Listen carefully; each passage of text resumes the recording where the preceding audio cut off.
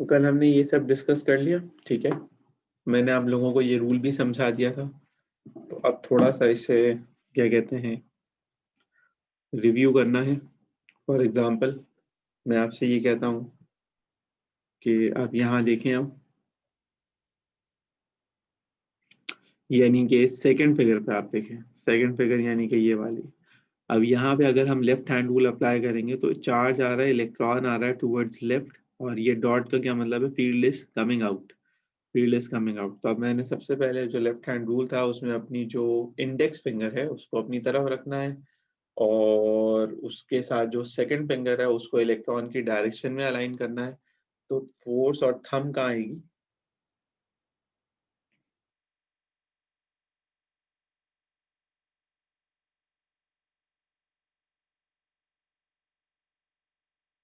नीचे की तरफ, ठीक है। तो उसको जाना चाहिए नीचे, लेकिन वो जा क्यों नीचे रह रहा, क्योंकि रूल वैलिड होता है हमेशा पॉजिटिव चार्ज के लिए, जबकि ये कौन सा चार्ज है, नेगेटिव चार्ज है। तो नेगेटिव चार्ज के लिए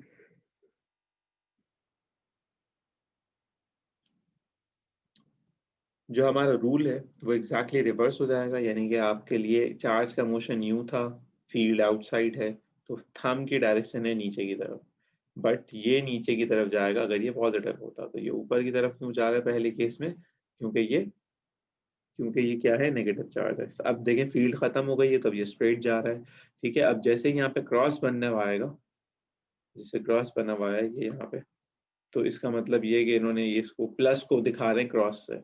तो प्लस को अगर ये क्रॉस से दिखा रहे हैं तो इनका कहने का मतलब ये है कि अब यहाँ से मैग्नेटिक फील्ड अंदर की तरफ जा रही है। तो लेफ्ट हैंड रूल को अलाइन किया और इंडेक्स फिंगर को इनसाइड द पेज डायरेक्ट किया, और इलेक्ट्रॉन की डायरेक्शन में अपने जो है वो सेकंड फिंगर को रखा, तो थंब आ रहा है अप साइड।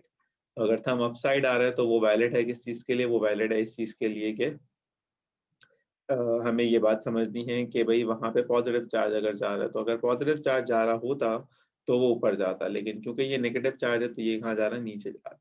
तो ये एक सर्कुलर मोशन में, तो मैं लिख रहा हूँ इसे motion of a charge in a magnetic field, ये है ये। इसी तरह से जो बराबर में चल रहा है वो भी यही चल रहा है। तो यहाँ पे आप क्या देख रहे हैं, चार्ज आ रहा है, और चार्ज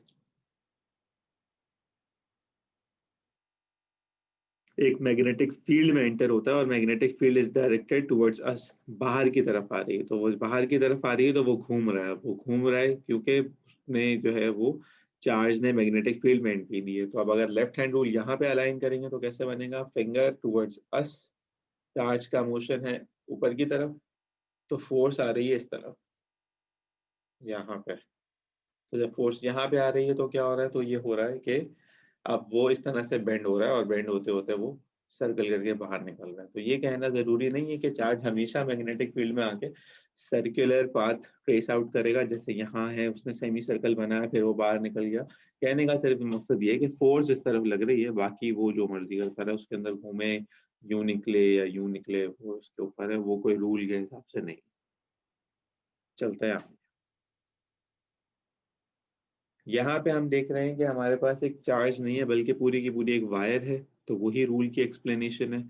वायर के अंदर अगर करंट फ्लो कर रहा है इस डायरेक्शन में, और नॉर्थ टू साउथ ये है, तो फोर्स लगेगी नीचे की तरफ। लेफ्ट हैंड रूल से अलाइन कर लें इंडेक्स फिंगर, सेकेंड फिंगर अंदर की तरफ, तो फोर्स आ रही है नीचे की तरफ, ये आ रहा है थंब।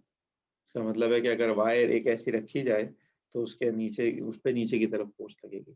इसी तरह से अब अगर यहाँ पे बात की जाए तो यहाँ पे क्या डिस्कशन हो रहा है, यहाँ पे भी वही डिस्कशन हो रहा है कि मैग्नेटिक फील्ड जा रही है नॉर्थ टू साउथ नीचे की तरफ, करंट जा रहा है अंदर की तरफ, तो फोर्स आ रही है इस तरफ। तो ये सेकंड फिंगर और ये है फोर्स, और यानी कि थंब कहूंगा मैं। सेम गोज फॉर दिस, ये सारी वही एक ही रूल से कनेक्टेड है बातें। ये हमने कल डिस्कस की थी बात, जब हम रूल को डिस्कस कर रहे थे कि हमारे पास क्या कहते हैं यहाँ पे जो है वो क्या हो रही होगी, यहाँ पे जो है वो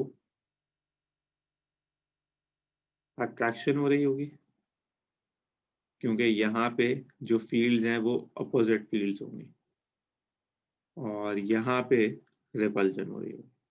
तो as a result this wire would be moving this way, इसे हम कहते हैं कैटापॉल्ट इफेक्ट। अब आते हैं मेन मोटर रूल के ऊपर। तो मोटर रूल समझने के लिए सबसे पहली चीज जो आपने समझनी है वो ये है कि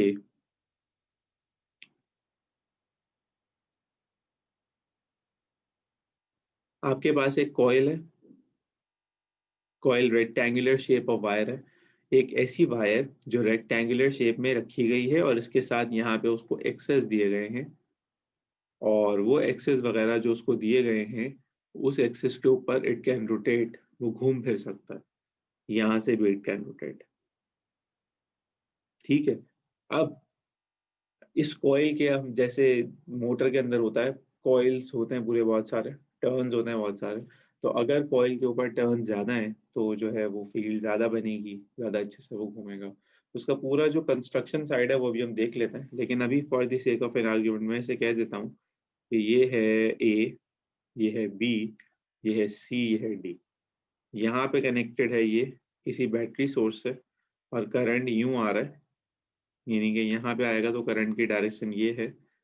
तो करंट की डायरेक्शन अब अगर ये है, मैग्नेटिक फील्ड जा रही है नॉर्थ टू साउथ, तो फोर्स आएगी अकॉर्डिंग टू थंब नीचे की तरफ। आप रूल देख सकते हैं, ये बना हुआ है मैग्नेटिक फील्ड के हिसाब से, ये बना हुआ है करंट के डायरेक्शन के हिसाब से, और ये बनी हुई है थंब यानी कि फोर्स। ठीक है। इसी तरह से अब अगर आप इसकी बात करेंगे तो यहाँ पे क्या हो रहा है, यहाँ पे ये हो रहा है कि मैग्नेटिक फील्ड यूं जा रही है, लेकिन thumb is outside, oh I am sorry, current is outside. तो this is magnetic field, this is current outside, and this is force। ठीक है, ये ऐसे बना। तो इसका मतलब ये है कि अगर इस कॉइल की मोशन को स्टडी किया जाए तो कॉइल क्या कर रहा होगा, कॉइल यहाँ से ऊपर जाने की कोशिश कर रहा है, यहाँ से नीचे जाने की कोशिश कर रहा है, तो कॉइल यूं घूमेगा, that is in the direction of clockwise motion होगा। लेकिन अगर हम ये कहें कि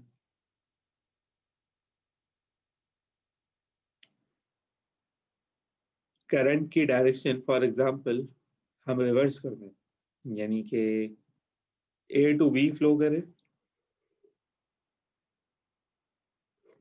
और सी टू डी फ्लो करे, डी टू सी फ्लो ना करे, तो फिर इसका clockwise motion anti clockwise motion में चेंज हो जाएगा।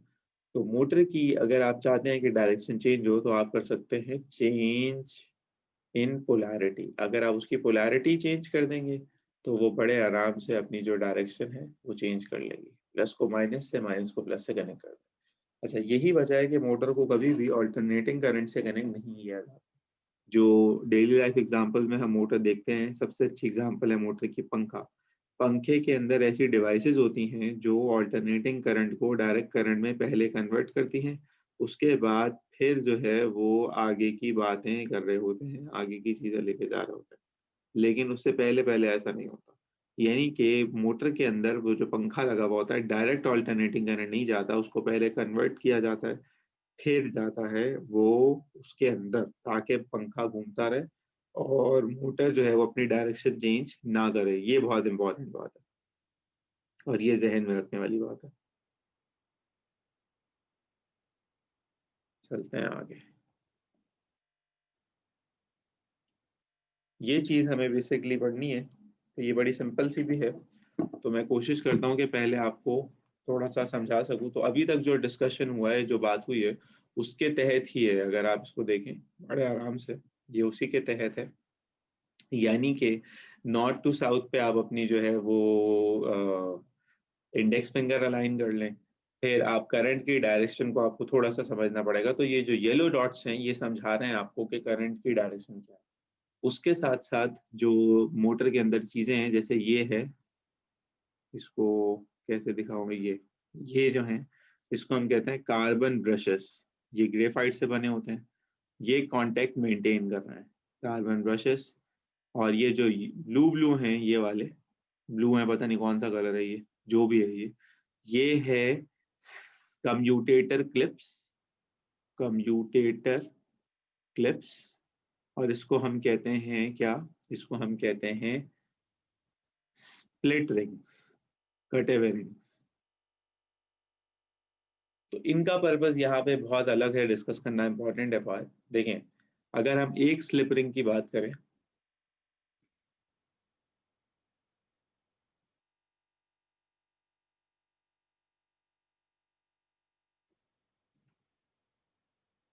अगर हम एक स्लिप रिंग की बात करें, ये वाला जो स्लिप रिंग है, ठीक है, इस स्लिप रिंग की बात करें, जब ये घूम फिर के यहाँ से यहाँ जाएगा,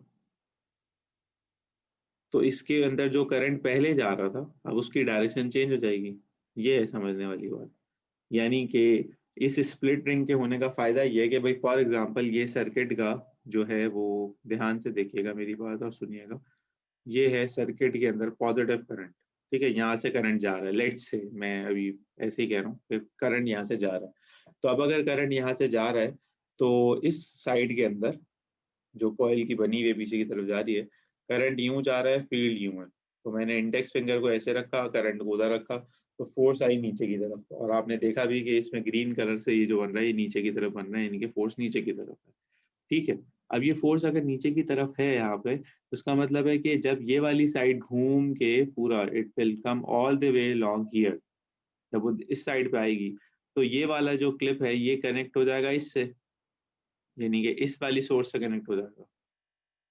तो जब इस वाली सोर्स से कनेक्ट हो जाएगा, तो इसका करंट नेगेटिव हो जाएगा, यानी कि यहाँ पे तो पॉजिटिव करंट था, इनपुट करंट था, तो यहाँ पे आउट आउट ऑफ करंट हो जाएगा, यानी कि सप्लाई आउट हो जाएगी। फॉर एग्जांपल अब देखा जाए तो फील्ड ऐसे है, पहले करंट अंदर जा रहा था यूं करके, अब करंट आएगा बाहर, तो अब करंट बाहर आएगा तो फोर्स लगेगी ऊपर की तरफ, और होना भी यही चाहिए।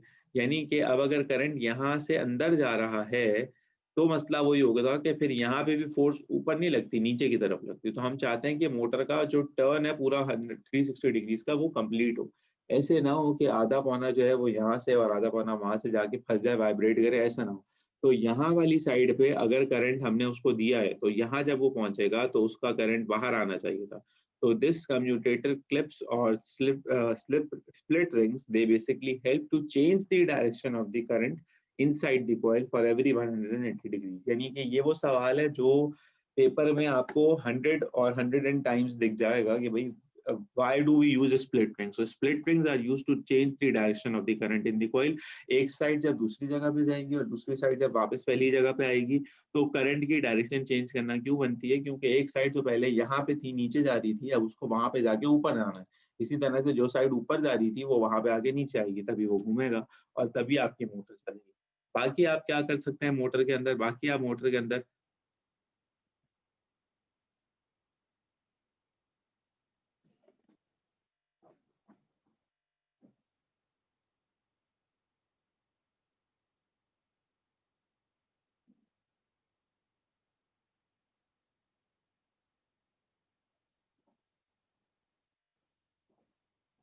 मोटर के अंदर बड़ी बैटरी लगाएंगे, ज्यादा फास्ट घूमेगी। आप बड़ा मैग्नेट लगाएंगे, अच्छा घूमेगा। इसी तरह से कोई हरकतें की जाती हैं, हरकतें तो बड़ी जबरदस्त जबरदस्त होती हैं। जो आज की जदीद किस्म की मोटर होती है, उसके मैग्नेटिक पोल ऐसे रखे जाते हैं, उसके बीच में कॉइल ऐसे रखा जाता है। तो जब कॉइल घूमता है ऐसे, तो हर पॉइंट पे मैग्नेटिक फील्ड लाइन जो है वो कॉइल के साथ क्या कहते हैं, रोटेट हो रही होती है। तो उससे फायदा क्या होता है? उससे फायदा ये होता है कि जो मैग्नेटिक फील्ड होती है, वो पूरे सर्कुलर मोशन के दौरान एक क्या कहते हैं, कांस्टेंट रहती है, स्ट्रांग से स्ट्रांग ही रहती है। इसी तरह से फिर क्या किया जाता है, ये जो कॉइल के बीच वाला इलाका है, खाली इलाका जो आपको नजर आ रहा है, यानी कि अगर मैं इसको ऐसे बना लूं ताकि आपको ये नजर आए सही से, ये वाला इलाका, इसके अंदर रखे जाते हैं आयरन कोर। आयरन कोर क्यों रखा जाता है? ताकि क्या हो, ताकि जो मैग्नेटिक फील्ड लाइंस इधर उधर से कहीं से जा रही हैं वो इसमें से पास हों, क्योंकि आयरन एक बड़ा अच्छा किस्म का मैग्नेट है। तो जितनी ज्यादा हम स्ट्रॉन्गर मैग्नेटिक फील्ड कर सकते हैं, उतना ज्यादा जो है वो हमें करंट के अंदर, मोटर के अंदर एफिशिएंसी मिलती है और लाइन लॉसेस वगैरह कम होता है। ठीक है? इसी इसी इसी के साथ साथ फिर जो इम्पोर्टेंट बात है वो ये है कि यहाँ पे कार्बन ब्रशेस को यूज करने का फायदा ये होता है कि ग्रेफाइट कार्बन की एलोट्रोपिक फॉर्म हम यहाँ पे यूज कर रहे होते हैं, वो थोड़ी सी ग्रीसी होती है। तो ग्रीसी होने से फायदा ये होता है कि कांटेक्ट भी मेंटेन रहता है, और बार बार उस ग्रेफाइट क्लिप को जो हमारा कम्यूटेटर क्लिप है वो उससे रगड़ता है, रगड़ खाता है उससे, तो फ्रिक्शन होती है, फ्रिक्शन क्रिएट होती है, तो हीट भी होती है। तो वो ग्रेफाइट हीट एब्जॉर्बेंट भी होता है और वो ग्रीसी भी होता है, तो वो लुब्रिकेशन भी कर देता है उसकी। तो वो उससे मोटर जलती नहीं है, खराब नहीं होती है। ठीक है? फिर ये है कि मल्टीपल कॉइल्स हम यूज करते हैं, जो आज की डेली लाइफ मोटर्स होती हैं। हर मोटर के अंदर जो कंपोनेंट रुका हुआ होता है, जैसे ही मैग्नेट रुका हुआ है, इसको हम कहते हैं स्टेटर, ये स्टैटिक है। जो कॉइल घूम रहा होता है उसको हम कहते हैं रोटर। जो आपके घर में पंखा होता है, जो ट्रेडिशनल पंखा होता है जो दीवार में लगा हुआ होता है, उसके जो ब्लेड्स होते हैं दे आर रोटर। जो ये वाला फ्रेम है जो बीच में से रुका हुआ है, दैट इज स्टेटर। अच्छा, ऐसे भी मोटर्स होती हैं जो क्या कहते हैं, उसमें होता ये है कि उसमें मैग्नेट मूव कर रहा होता है, कॉइल को रोक देते हैं। यानी कि इसी फिगर के अंदर जस्ट इमेजिन कि कॉइल को किसी चीज ने पकड़ लिया, रोक लिया, और मैग्नेट के साथ एक एक्सेस अलाइन करना है। तो जैसे ही कॉइल में करंट जाएगा, मैग्नेट घूमेगा तेज तेज, तो मैग्नेट गोल गोल घूमता है। तो वो भी होते हैं, जैसे पंखा होता है, पंखे के जो पर होते हैं दे आर एन इलेक्ट्रोमैग्नेट, मतलब as an they are connected to the electromagnet. ये जो पंखे का नीचे ड्रम होता है ना गोल गोल, ये इलेक्ट्रोमैग्नेट होता है। तो ये घूम रहा होता है, इसके साथ पर कनेक्टेड होता है। जबकि जो कॉइल होता है, अगर आपने कभी पंखे को तोड़ने का शर्फ हासिल किया हो, तो उसके अंदर का जो कॉइल होता है वो क्या होता है, वो होता है स्टैटिक। ठीक है, मैं आपको एक चीज ये दिखा भी दूं अगर।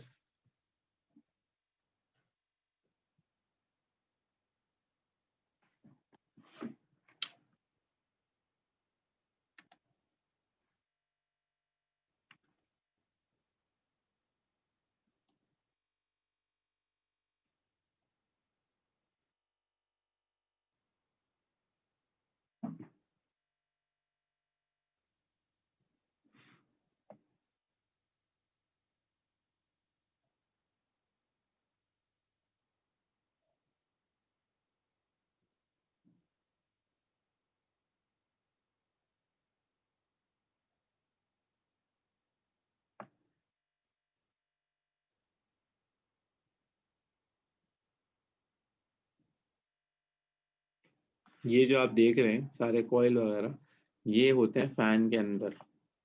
अब मैं इसमें अगर आपको ये दिखा सकूं,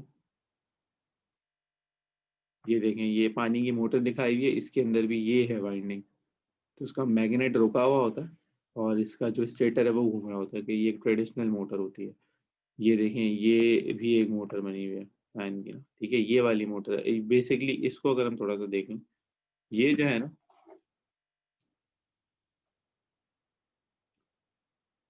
ये इसके साथ पर लगे हुए होते हैं, और ये वाला पार्ट रुका हुआ होता है उसका। यहाँ पे देखें एक बेयरिंग लगा हुआ है, तो पंखे में से जो ड्रम की तरह की आवाज आ रही होती है, वही होती है कि इसमें बेयरिंग खराब हो जाते हैं। तो फिर ये देखें, ये एक चाचू जो है ना, वो मैग्नेटिक कंपास लेके बैठे हुए देख रहे हैं कि इसकी मैग्नेटिक फील्ड कितनी स्ट्रांग है, चेक करना। तो ये होता है पंखे का हिसाब किताब, ठीक है। अब आप घर का पंखा खोल के देख लीजिएगा कि उसकी वाइंडिंग शाइंडिंग जली हुई तो नहीं है।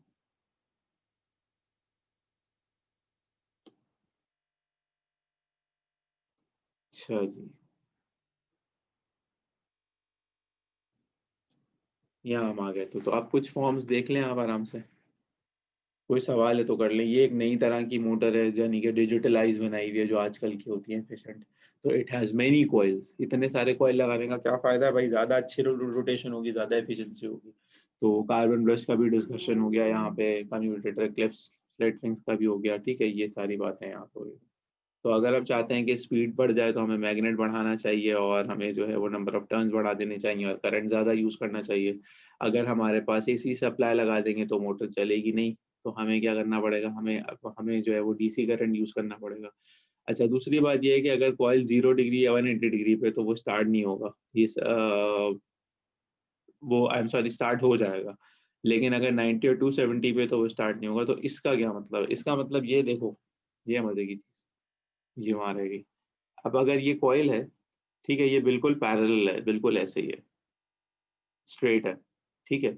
तो ये मैग्नेटिक फील्ड हो गई, करंट या तो अंदर होगा या बाहर होगा, ठीक है, ये हो जाएगी ऐसे कहानी।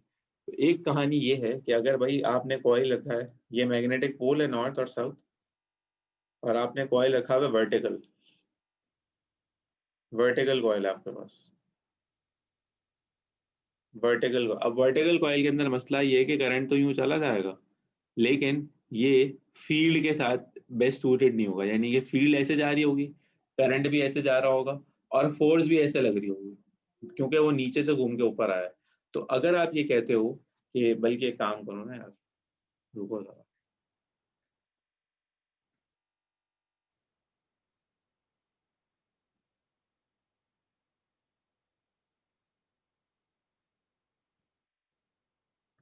इसको यूज करते हैं।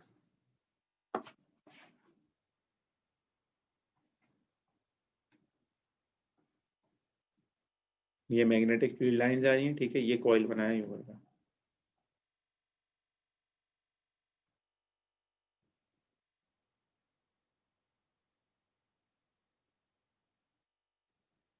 अब अगर इस साइड में करंट यूं जा रहा है तो जरा पता करेंगे ये कैसे घूमेगा। मैग्नेटिक फील्ड करंट इधर, ठीक है, तो फोर्स कहाँ लगेगी? फोर्स लगेगी नीचे की तरफ यूं करके। समझ रहे हैं बात? According to left hand rule, index finger current, यानी कि सेकंड फिंगर, तो ये माना थंब। अब ये कॉइल ऐसे कैसे नीचे जाएगा, यानी कि ये कॉइल है, ये घूम कैसे सकता है? ये यूं घूम सकता है, ये ऐसे नीचे नहीं जा सकता। तो अब अगर मोटर का कॉइल इनिशियली ऐसे रखा हुआ है, यानी कि पहले वो ऐसे था, अब वो घूम के ऐसे हो गया, तो जब वो इस कंडीशन में था तो इस कंडीशन में उसके ऊपर फोर्स यूं लग रही थी, ये यूं लग रही थी, तो इट कैन मूव अप। लेकिन इस कंडीशन में तो फोर्स उसके ऊपर कैसे लग रही है? ऐसे लग रही है, तो वो नीचे तो नहीं निकल सकता यहाँ से, वो तो फिट है।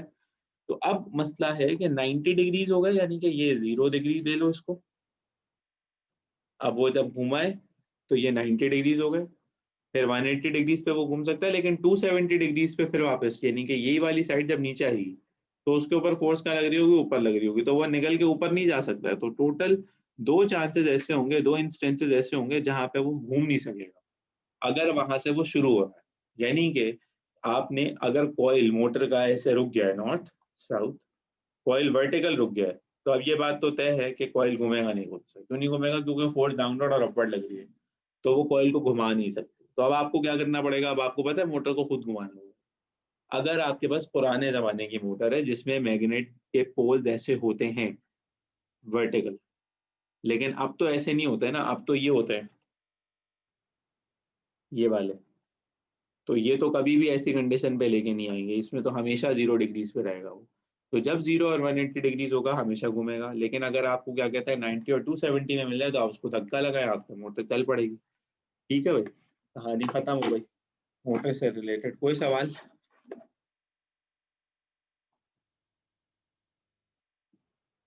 हेलो?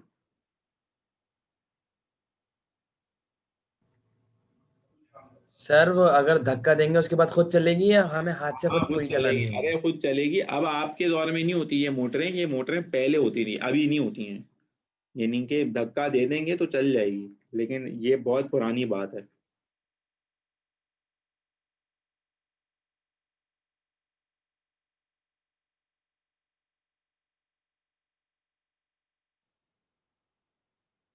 ठीक है, बस फिर इसे एंड करते हैं। अब आप जो है वो क्या कहते हैं, जो आप लोगों का फोर्स वाला क्वेश्चन था वो भी कर सकते हैं इंशाल्लाह ताला। कल से फिर हम इलेक्ट्रोमैग्नेटिक इंडक्शन शुरू करते हैं।